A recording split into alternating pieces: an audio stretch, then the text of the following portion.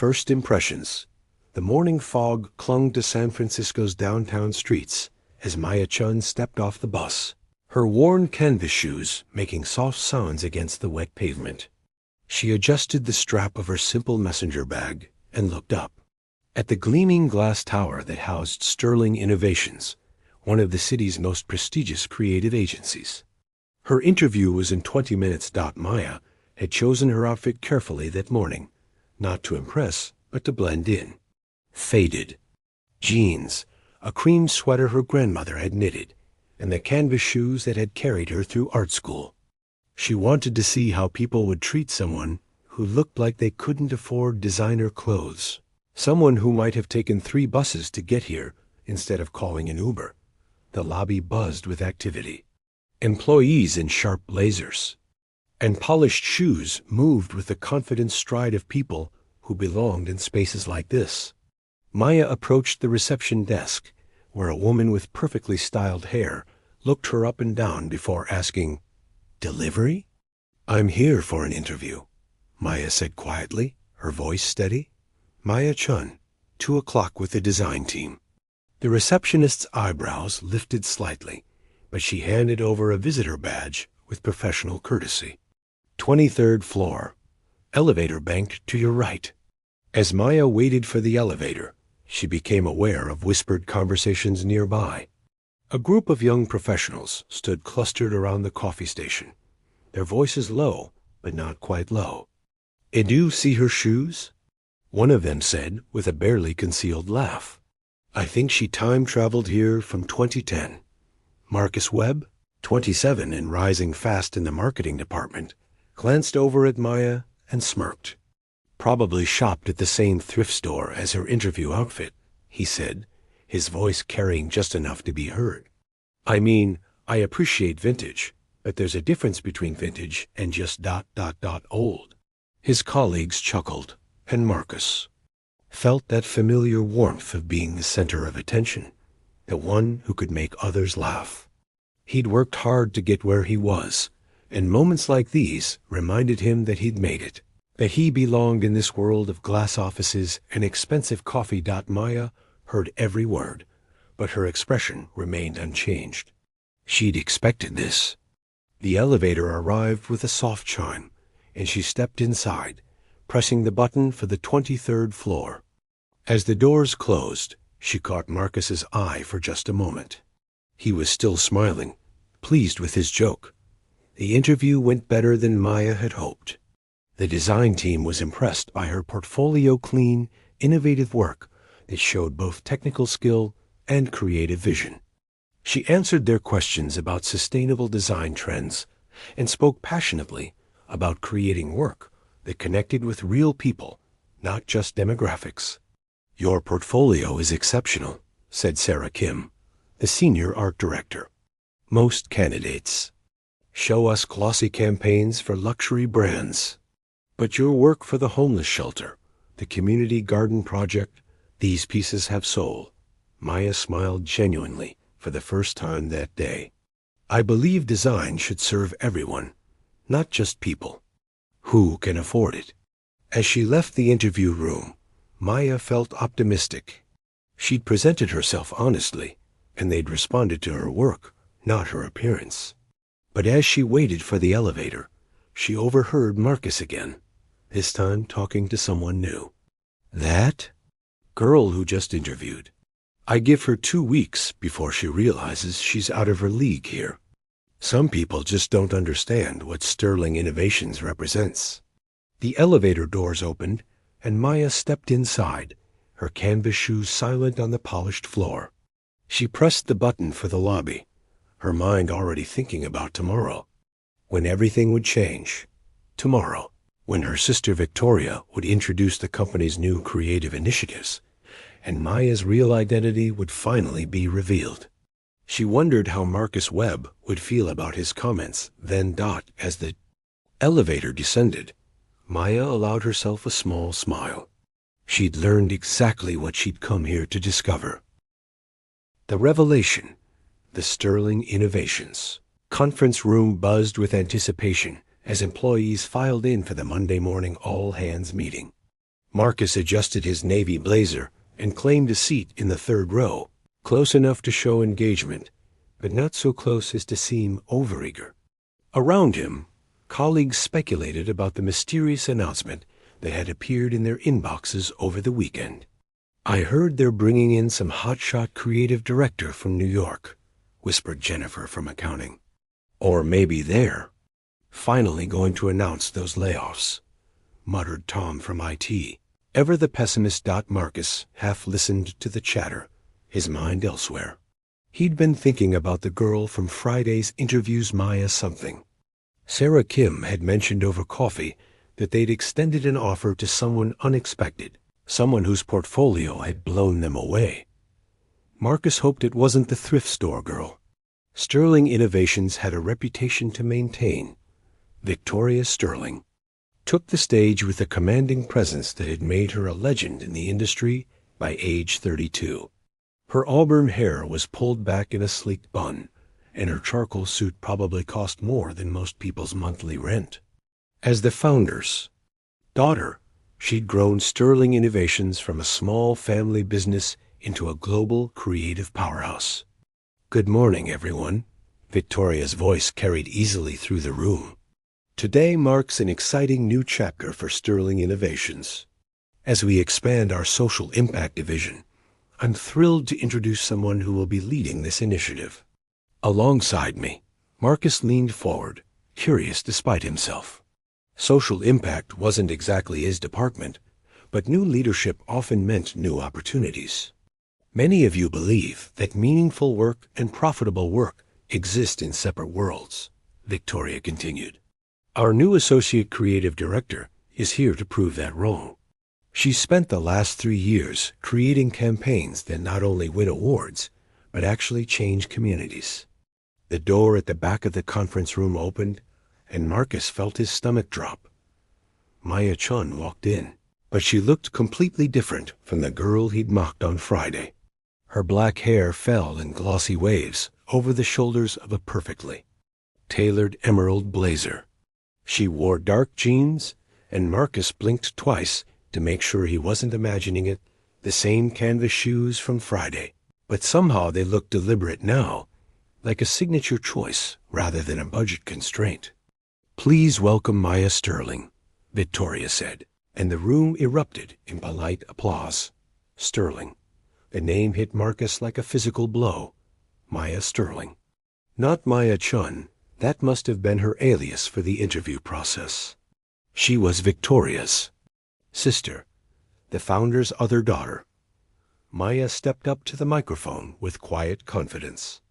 "Thank you all for the warm welcome," she said, her voice carrying the same calm tone Marcus remembered from Friday.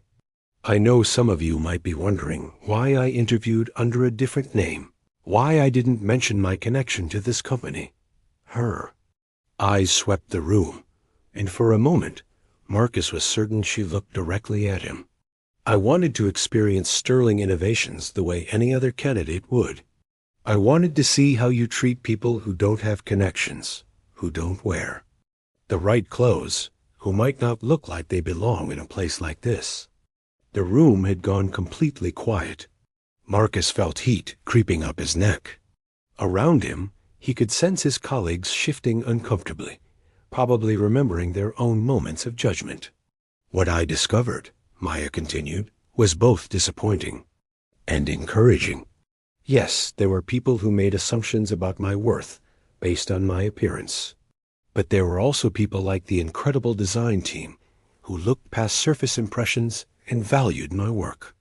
Sarah Kim beamed from the front row, clearly proud to be acknowledged.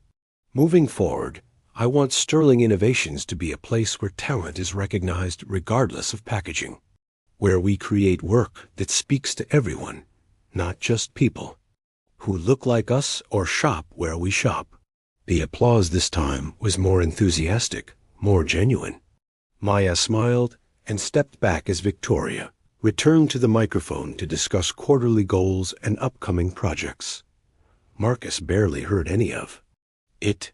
His mind was replaying Friday's conversation, his careless words about thrift stores and not belonging. The girl he'd dismissed as out of her leg was now his superior, someone whose approval could make or break his career trajectory. As the meeting concluded and people began filing out, Marcus found himself frozen in his seat. He watched Maya accept congratulations from colleagues, saw how she remembered names, and asked thoughtful questions about ongoing projects. She was nothing like the spoiled nepotism hire he might have expected. "Marcus?" Jennifer touched his arm. "You coming?" "The coffee's getting cold." He looked up to find the room nearly empty. Maya was gathering her papers at the front, talking quietly with Victoria. As if sensing his gaze, she looked up, and their eyes met across the conference room. She didn't smile, didn't frown. She simply looked at him with those same calm, assessing eyes from Friday. Then she turned back to her sister, leaving Marcus to wonder if his career at Sterling Innovations had just ended before it really began. Building bridges. 3 days passed before Marcus worked up the courage to approach Maya's office. He'd rehearsed his apology dozens of times, each version sounding more pathetic than the last. Through the glass walls of the creative department, he could see her bent over sketches, her canvas shoes tucked under her chair, completely absorbed in her work. He knocked softly on the doorframe. Maya looked up, her expression neutral but not unwelcoming. "Marcus Webb, right? Marketing coordinator?" Her voice held no trace of hostility, which somehow made him feel worse. "I wanted to apologize," he said, stepping into her office. "What I said on Friday, it was unprofessional and cruel. I have no excuse for it." Maya set down her pencil and studied him for a moment. "Thank you for the apology. I appreciate that." Marcus shifted his weight, unsure if he was being dismissed. "I know I don't deserve it, but if there's any way I can make this right." "Actually, there is." Maya pulled out a thick folder from her desk drawer. "I'm launching a campaign for sustainable fashion brands, companies that create quality clothes at accessible prices. I need someone from marketing who understands consumer psychology, someone who can help me figure out why people judge others based on their clothing choices." Marcus blinked. "You want me to work on your project?" "The campaign launches in 6 weeks. It's going to require long hours, extensive research, and the ability to check your assumptions at the door." Maya's eyes held a challenge. "Think you can handle that?" He nodded quickly. "Yes, absolutely." "Good. We start tomorrow." 7 a.m. The next morning, Marcus arrived at 6:45 to find Maya already at her desk with 2 cups of coffee and a wall covered in research printouts. She handed him a cup without ceremony. "I've been studying fast fashion's psychological appeal," she said, pointing to a cluster of articles. "The dopamine hit of buying something new, the social signaling of brand names, the way clothing becomes identity. But what I don't understand is why people feel the need to mock others for different choices." Marcus sipped his coffee, surprised by how naturally she'd shifted into collaboration mode. "It's insecurity mostly. When someone dresses differently, it challenges the rules we've internalized about success and belonging. Mocking becomes a way to reinforce those rules." Maya tilted her head, genuinely interested. "Elaborate." "Well, in a place like this, expensive. Clothes signal that you've made it, that you understand the culture. When someone shows up he caught himself in more casual clothes, it disrupts that system. Some people respond with curiosity, but others respond with defensiveness." "Like you did." "Like I did," he admitted. "I grew up in Oakland, worked 3 jobs to pay for community college before transferring to UC Berkeley. When I got this job, I spent my first paycheck on designer shirts because I was terrified people would see me as an outsider." Maya nodded. Slowly. "My sister and I grew up differently. Our father wanted us to understand the value of money, so our allowances were tied to chores and grades. I worked retail through college, Saved for months to buy quality pieces that would last. These shoes? She gestured to her canvas sneakers. I've had them for 4 years. They're comfortable, well-made, and they remind me of who I am when I'm not in conference rooms. Over the following weeks, their working relationship evolved into something neither had expected. Maya challenged Marcus to think beyond demographics and focus on authentic human connection. Marcus helped Maya understand the marketing psychology behind consumer choices, teaching her to craft messages that would resonate without condescending.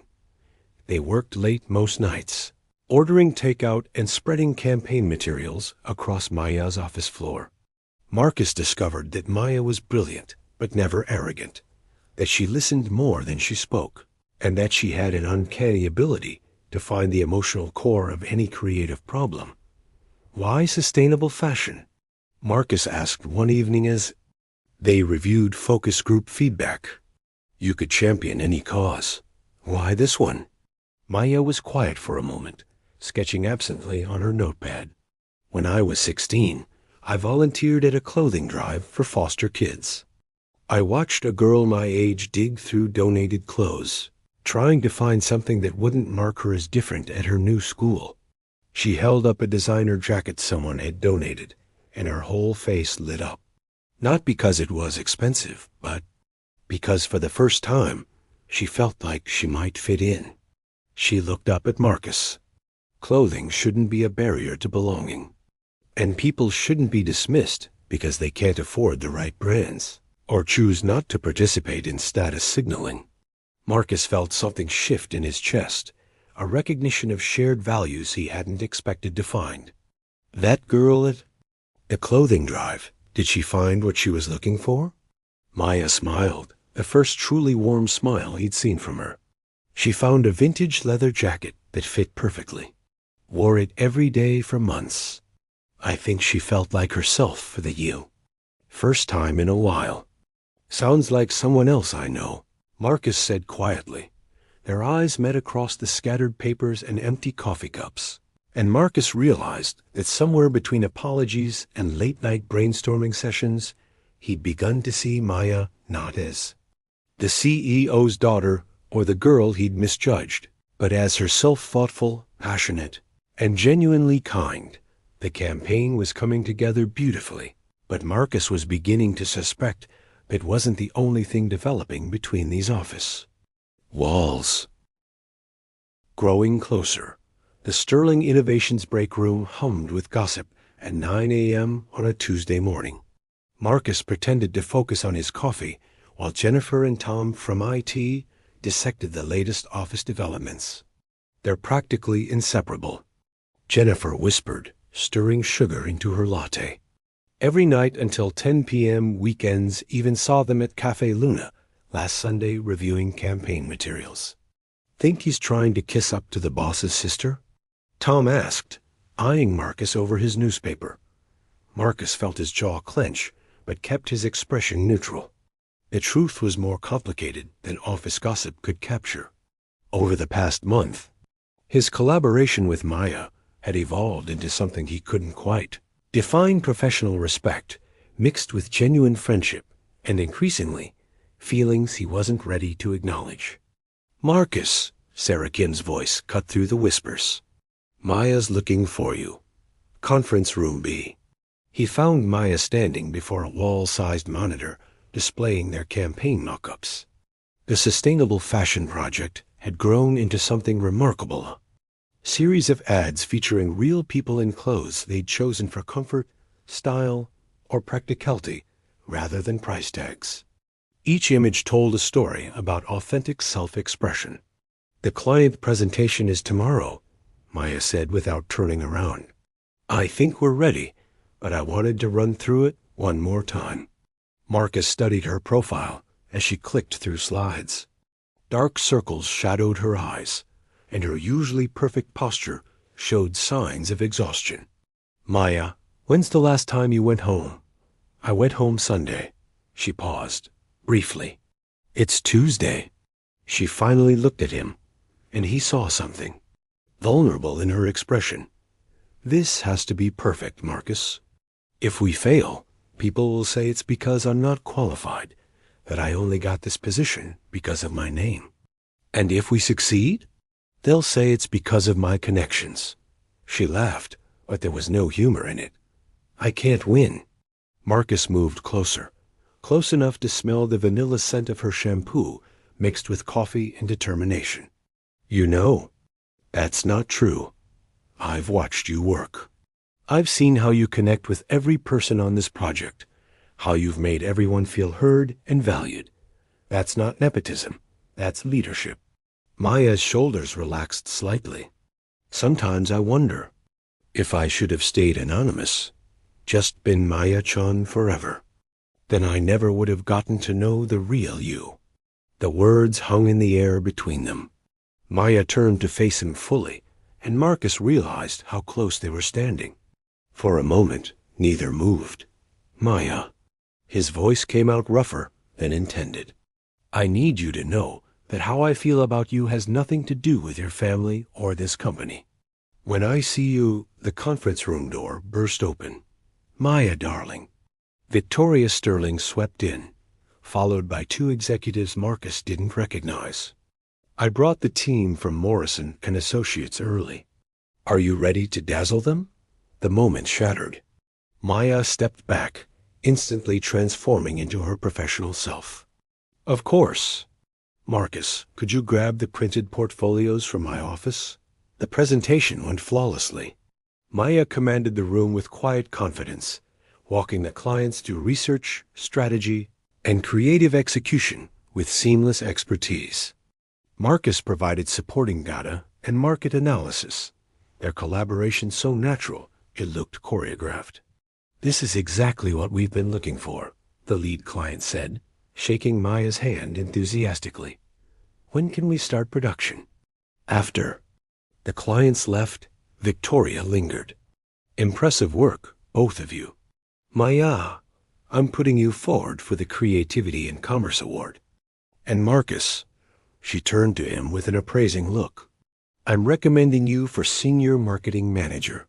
The promotion comes with a significant salary increase and your own team. Marcus felt a surge of elation, then confusion as he caught Maya's expression. She looked ... hurt. Congratulations, Maya said quietly after Victoria left. Senior Marketing Manager. That's what you wanted, right? Yes, but Marcus struggled to understand her tone. Maya, what's wrong? Nothing. I'm happy for you. She began gathering her materials. I should probably let you get back to your department. I'm sure you have transition meetings to plan. Maya, wait. He caught her arm gently. Talk to me. What's going on? She stopped but didn't look at him. The new position reports directly to Victoria. You won't be working on social impact campaigns anymore. Understanding hit him like a cold wave. The promotion meant leaving their partnership, returning to traditional marketing, while Maya continued the work they'd built together. It meant losing the daily collaboration that had become the best part of his job, losing the excuse to spend hours talking with her about everything from consumer psychology to their shared love of old movies. I could turn it down, he said. Don't be ridiculous. This is your career. What if I don't want to choose between my career? He stopped himself. Maya finally looked at him. And what? The question hung between them, loaded with months of growing attraction, professional respect, and genuine affection. Marcus saw his own conflict reflected in her eyes, the complexity of workplace relationships, the added pressure of her family dynamics, the fear of being seen as just another person trying to use her for advancement. I need to think, Maya said softly, about the promotion, about what happens next, about everything. She left him standing in the conference room, surrounded by the evidence of their successful collaboration and the looming reality that success sometimes came with unexpected costs. That evening, Marcus sat in his apartment staring at the official promotion letter Victoria had sent over. Everything he'd worked toward was finally within reach. So why did achieving it feel like he was about to lose something even more valuable? Canvas and confidence. 6 months later, the campaign had won 3 major industry awards, and Marcus had settled into his role as senior marketing manager. But the promotion had created exactly the distance Maya had predicted: different departments, different projects, different worlds within the same building. They exchanged polite nods in hallways and professional emails about cross-departmental initiatives. The easy collaboration and late-night conversations had become memories that Marcus replayed more often than he cared to admit. The award ceremony at the Museum of Modern Art buzzed with San Francisco's creative elite. Marcus watched from across the room as Maya accepted the final trophy of the evening, her acceptance speech focusing on the team's collective effort rather than her own leadership. She still wore those canvas shoes, now paired with an elegant black dress that somehow made them look intentionally chic.